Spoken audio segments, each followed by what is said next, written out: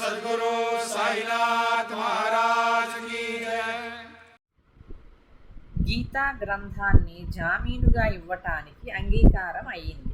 అయితే గీతలోని భగవంతుణ్ణి తెలుసుకోలేని వానికి అసలు గీత ఎందుకు? సాయి సముఖంలో ఆధ్యాత్మ రామాయణాన్ని పారాయణంపై పారాయణం చేసే ఆ రామదాసు మాట జవాబిస్తూ సాయిబాబాతో ఇలా పోట్లాడుతున్నాడేమిటి? ఇంతకీ దోషం ఎవరిదని చెప్పటం నేనెలా చెప్పగలను? ఆ విధంగా జరగకపోతే విష్ణు సహస్రనామం యొక్క మహత్యం ఎలా తెలుస్తుంది? ఇంతటి పొట్లాటకు కారణమై బాబా యొక్క బాధను కూడా నివారించిన ఆ పుస్తకం మనకు కూడా శుభం కలిగిస్తుంది. అది సాయిబాబా మనకు ఇచ్చిన అమూల్య వరం. ఈ విధంగా శ్రమ పడకపోతే మాధవరావుకు విశ్వాసం కుదిరేది కాదు. నిజంగా అతని జిహ్వకు అక్షరాలు అలవాటు అయ్యేవి కావు. అతనికి అది కంఠస్థం అయ్యేది కాదు. ప్రేమమయులైన ఇటువంటి సాయినాథులు దుర్లభమైన పరమార్థ లీలలను ఎప్పుడు ఎలా కనబరుస్తారో వారి చర్య అర్థమవటం కష్టం. తరువాత శ్యామకు బాగా నిష్ట కుదిరింది. దీక్షితు మరియు నార్కే అతనికి ఉచ్చరించటాన్ని బాగా నేర్పారు. అటు తరువాత శ్యామ అక్షరాలను గుర్తుపట్టి చదవటం నేర్చుకొని పుస్తకాన్ని కంఠస్థం చేశాడు. మాధవరావు యొక్క సంభాషణ, సాయిబాబా యొక్క శుద్ధమైన బోధ, పరమానంద భరితమైన వినోదం నిస్సంశయంగా సుఖదాయకం. బ్రహ్మ విద్యను అభ్యసించే వారి యందు బాబాకు అమితమైన ప్రేమ. దానిని సందర్భానుసారంగా ఎలా వ్యక్తపరిచేవారో గమనించండి. ఒకసారి జోగ్కు తపాలా ద్వారా ఒక పార్సిల్ వచ్చింది. షిరిడీ పోస్టాఫీసుకు వెళ్ళి దాన్ని తీసుకోవటానికి గబగబా బయలుదేరాడు. పుస్తకాన్ని తెరిచి చూడగా అది లోకమాన్య తిలక్ రచించిన గీతా రహస్య భాష్యం. దాన్ని చంకలో పెట్టుకొని మసీదుకు బాబా దర్శనానికి వచ్చాడు. బాబాకు నమస్కరించటానికి తల వంచేసరికి పార్సిలు బాబా పాదాలపై పడింది. బాబు సాహెబ్, ఇదేమిటి అని బాబా ప్రశ్నించారు. బాబా ఎదుట పార్సలు విప్పి అదేమిటో తెలియజేశాడు. దానిని బాబా ఇదేమిటి అని ప్రశ్నించారు. బాబా గ్రంథాన్ని తీసి చేతిలో ఉంచుకున్నారు. అటూ ఇటూ తిరగేసి చూచి తమ జేబులో నుండి ₹1 తీసి ఆ పుస్తకంపై ఉంచారు. ఆ రూపాయితో సహా ఆ గ్రంథాన్ని జోగు ఒడిలో వేసి దీనిని మొత్తం చదువు, శుభం కలుగుతుంది అని చెప్పారు. ఇటువంటివి బాబా యొక్క అనుగ్రహ కథలను అసంఖ్యాకంగా వర్ణించవచ్చు. కానీ గ్రంథం విస్తారమవుతుందని సంక్షిప్తంగా చెబుతున్నాను. ఒకసారి షిర్డీలో ఏం జరిగిందంటే, దాదాసాహెబ్ కఫర్దే కుటుంబ సమేతంగా షిర్డీకి వచ్చి బాబా ప్రేమలో లీనమై అక్కడే ఉన్నాడు. కఫర్దే సామాన్య గృహస్థుడు కాదు, గొప్ప విద్వాంసుడు, ఉన్నత స్థానంలో ఉన్నాడు. సాయి సన్నిధిలో చేతులు జోడించుకొని వారి చరణాలయందు శిరస్సును ఉంచేవాడు. ఆంగ్ల విద్యా పారంగతుడు, శాసనసభలో బాగా పలుకుబడి కలవాడు. వక్తృత్వంలో అందరినీ కదిలించి వేసేవాడు. కానీ బాబా ఎదుట మౌనంగా ఉండేవాడు. బాబా భక్తులు అసంఖ్యాకంగా ఉన్న వారి వద్ద మౌన వ్రతంలో ఉండేవారు. కపర్దే, నూల్కరు, బుట్టి తప్ప ఇతరుల భక్తులెవరూ లేరు. ఇతరులంతా బాబాతో బాగా మాట్లాడేవారు. కొందరు ఏ జంకు లేకుండా వారికి సమానంగా మాటకు మాట సమాధానం చెప్పేవారు. కానీ పై ముగ్గురు మౌన వ్రతంలో ఉండేవారు. మాట్లాడకపోవటమే కాదు, బాబా ఎదుట కేవలం తలలు వంచి ఉంచేవారు. అంతే. వారి వినమ్రత వర్ణించతరం కాదు. వారు శ్రద్ధగా వినటం కూడా వినయంగా ఉండేది.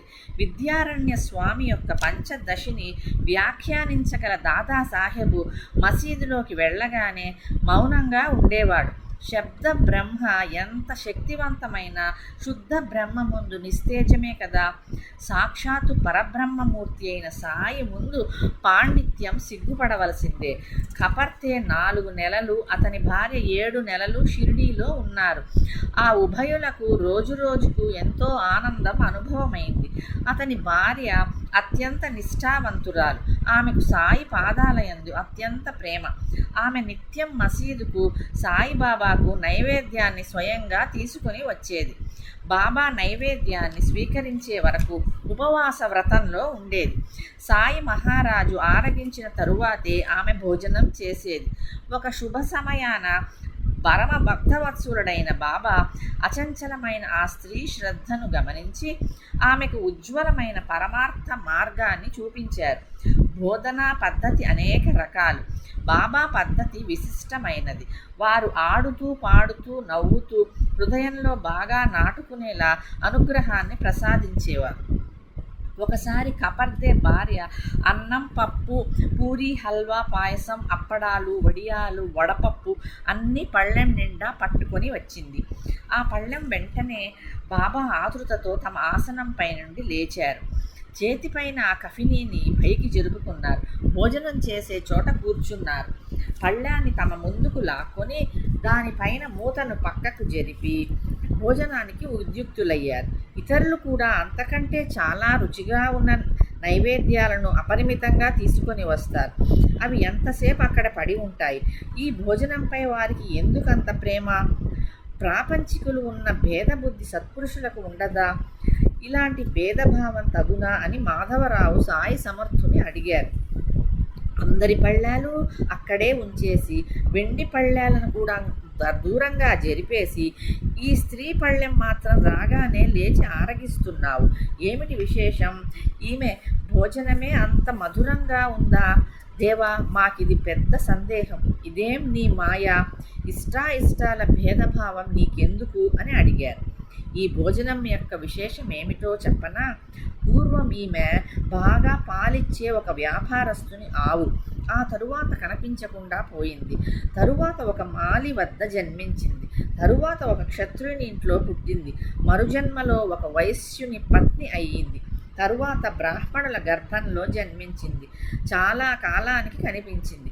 ప్రేమతో తెచ్చిన అన్నం 2 ముద్దలు సుఖంగా తిననివ్వు అని అంటూ బాబా యథేచ్ఛగా తిన్నారు. చేతులు నోరు కడుక్కొని తృప్తిగా తేంచి తమ ఆసనం పైకి వచ్చి కూర్చున్నారు.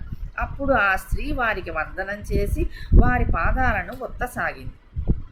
ఈ అవకాశాన్ని తీసుకొని బాబా ఆమెకు హితోపదేశం చేశారు.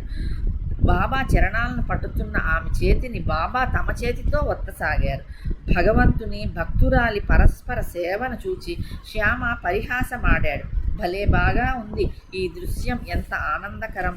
మీ పరస్పర ప్రేమ భావాన్ని చూస్తుంటే చాలా ఆహ్లాదంగా ఉంది అని అన్నాడు. ఆమె సేవను బాబా ప్రసన్నులై ఆమెతో మెల్లగా రాజారాం రాజారాం అను, అలా ఎల్లప్పుడూ అంటూ ఉండు. అమ్మా, నీ జీవితం సఫలమవుతుంది, నీ మనసు శాంతిస్తుంది, నీకు అపరిమితమైన శుభం కలుగుతుంది అని చెప్పారు.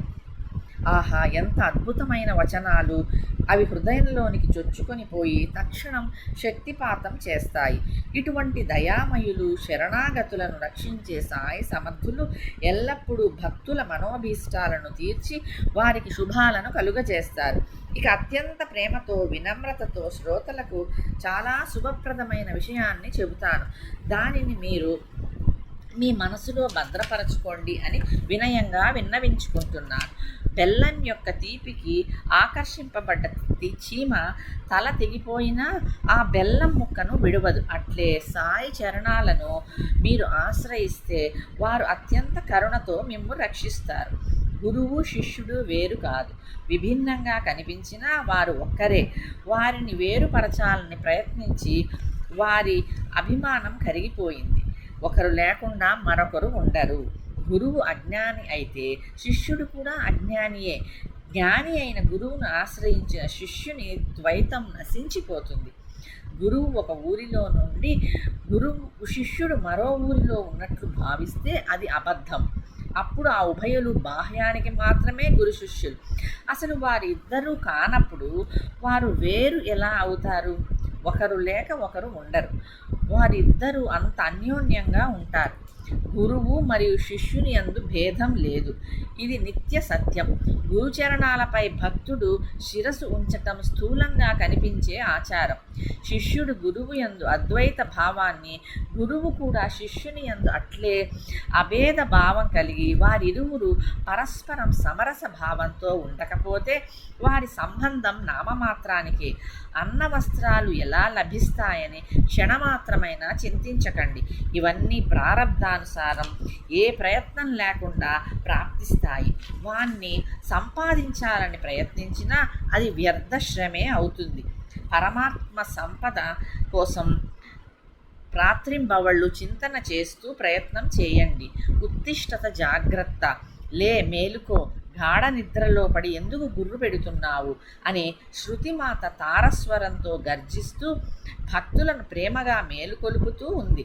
సర్వ అనర్థాలకు బీజభూతమైన అజ్ఞానమనే నిద్రలో మునిగి ఉన్న వారిని సమయానికి మేలుకొలిపే గురు జ్ఞానామృతాన్ని సేవించండి.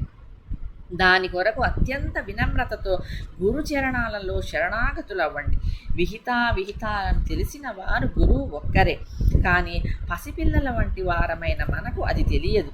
అహంభావంతో కించిజ్ఞుడైన జీవుడు, నిరహంభావంతో సర్వజ్ఞుడైన శివుడు ఇద్దరూ ఒక్కటే అన్న అభేద భావాన్ని కలిగించేవారు ఒక్క గురువే. అజ్ఞానమనే ఉపాధితో ఉన్న ఆత్మ జీవుడు, మాయోపాధితో ఉన్న ఆత్మ శివుడు. ఈ రెంటిలోని భేదభావాన్ని తొలగించగల సమర్థులు ఒక్క గురువే. మనసు సంకల్ప వికల్పాల ఆధీనంలో ఉంటుంది. దాన్ని సాయి చరణాలయందు సమర్పించండి.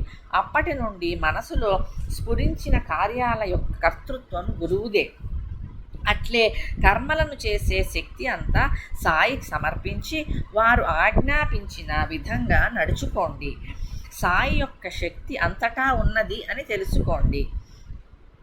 వారిపై భారం వేసి నిరభిమానంతో పనులను చేస్తే సిద్ధి హస్తగతమవుతుంది. కానీ ఇది నేను చేస్తాను అని ఏ కాస్త గర్వమున్నా దాని ఫలితం ఒక్క క్షణమైన ఆలస్యం కాకుండా తక్షణం కనిపిస్తుంది. మాయామోహ నిద్రలో అలసత్వంతో అటూ ఇటూ పొర్లుతున్న హేమాడ్ పంతుకు హరి యొక్క మరియు గురువు యొక్క అనుగ్రహం ప్రాప్తించింది. కేవలం అదృష్టవశాత్తు ఏ ప్రయత్నము ఏ అభ్యాసము లేకుండానే లభించింది. తమ లక్ష్య సిద్ధి కొరకు వారే హేమాడ్ పంతును గౌరవించినట్లుగా అనిపిస్తుంది. భక్తులను ఉద్ధరించటానికి తమ చరిత్రను బలవంతంగా పంతు చేయి పట్టుకుని సవిస్తరమైన గ్రంథాన్ని వ్రాయించారు.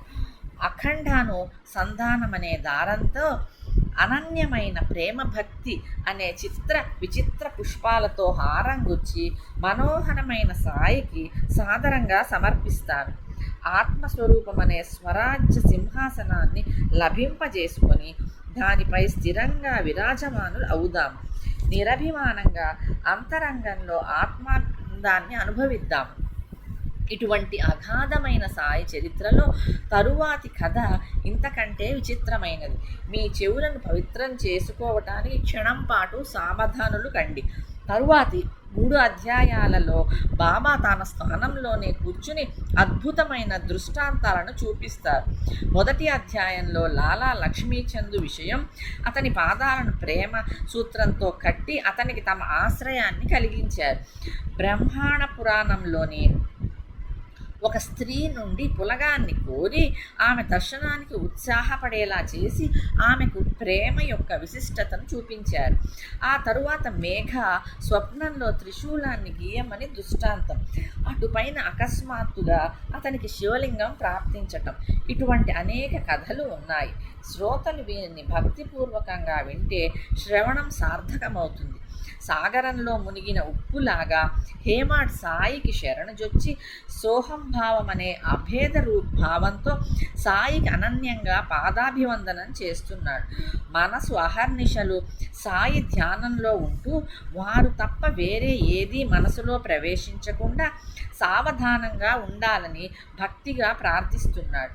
గతించిన కాలం తుడిచిపెట్టుకొని పోయి భవిష్యత్తు తీరానికి చేర్చబడి మిగిలిన వర్తమాన కాలం కాలమంతా నిరంతరం గురుచరణాలలో ఉండుగాక.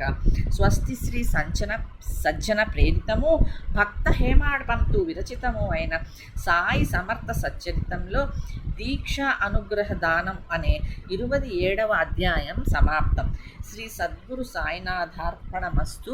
శుభం భవతు. श्री सच्चिदानंद सद्गुरु साईनाथ महाराज की जय।